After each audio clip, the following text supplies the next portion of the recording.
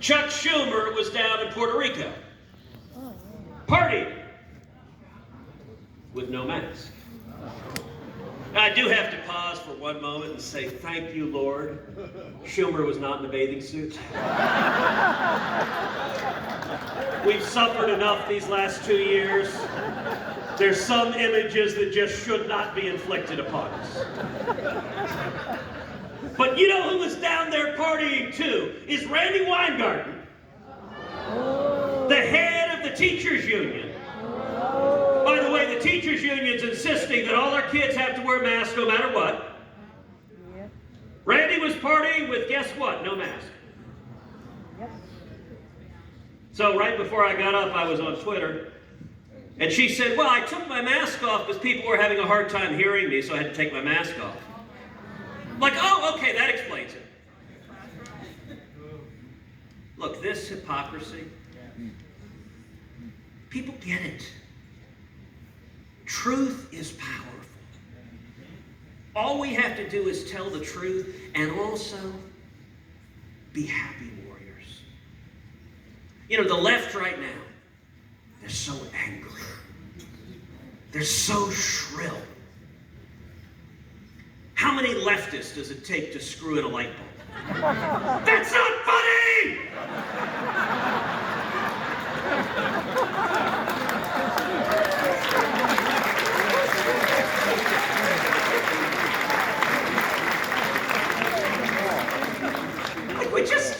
Just respond with laughter, with joy. There's this bizarre meme online. It's a picture of me, and it says, Ted Cruz ate my son. So I retweeted it. I said, he was delicious.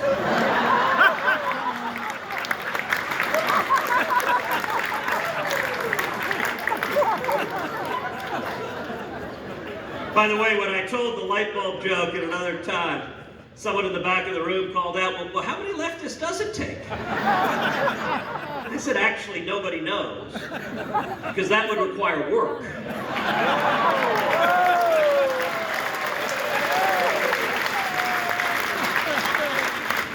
But look, we need to have fun, we need to laugh, and we need to go around the corrupt corporate media. Look, the media is broken. They're professional liars. They are partisan. In fact, they're not just partisan. They're not just Democrats. They're the left wing of the Democratic Party. Yeah. So we need to go around them. We need to go straight to the American people. Loudoun County, that story was, of course, broken by the New York Times, right? No. Washington Post? No. ABC, NBC, CNN? No. Daily Wire. Yeah.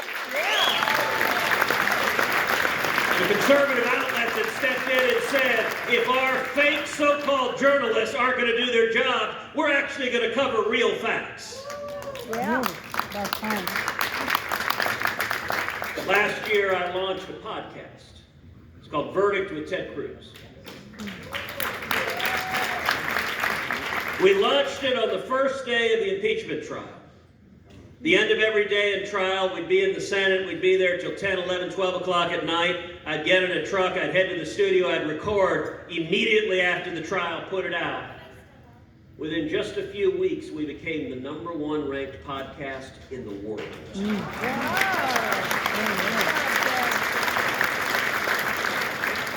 We've had over 30 million downloads.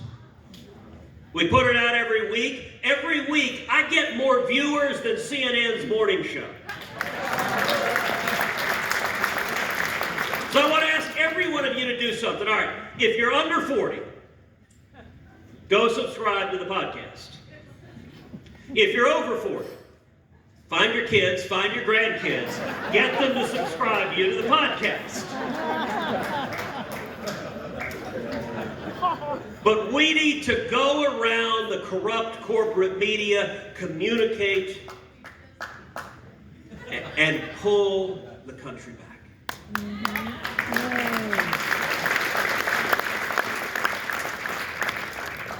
I want to end with this. Look, the men and women here Y'all are resilient. You're tough. If you cared about peer pressure, you wouldn't be conservatives in Chicago. The easy thing to do is give in with the numbskulls. Yep. Let me tell you something, though. There are a lot more people with sense around here than you think. That are quiet. Look, when I go to blue states, when I go to Illinois, when I go to New Jersey, when I go to New York, when I go to California, they'll come and seek me out. And I see them, and they're kind of, the Californians, it's almost like they have Stockholm Syndrome or something. And they're like, I'm the only one. And it's like, no, you're not. There is a silent majority. Reminds me in the 3rd and 4th centuries, when the Christians in the Roman Colosseums, right about to be fed to the lions, would carve out with their toe the shape of a fish, to signal to someone else, wait a second, you're one too. I promise you in Chicago, there are people you work with, there are people on your street, there are people in your neighborhood, there are people in your church that realize as you do just how crazy this is. They're afraid to say it, but they know. That's a powerful thing. And so I want to commend you for having the courage, because when you speak out, others are listening. And I think the stakes right now in our country, they've never been higher. I've got to tell you, I wake up every day thrilled to go to work. Because we're fighting to save our country. You know, my father was born in Cuba.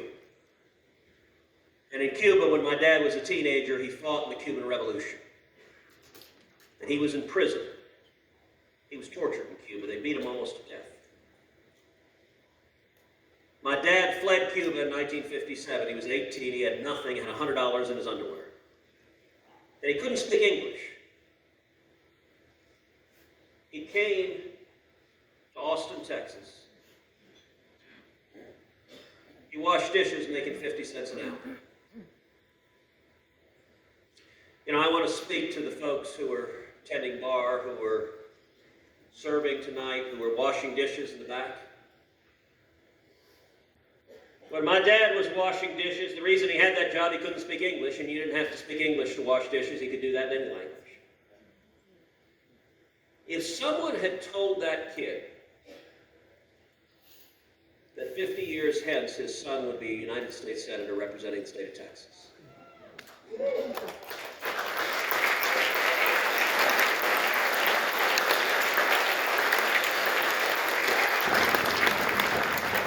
That teenage immigrant could not have imagined that. That's right. It was beyond anything that he could have envisioned. And in 2013, when I stood on the Senate floor and I took the oath of office, I was holding in my hand my father's Bible. And sitting in the gallery was my dad, with tears running down his face. Only in America.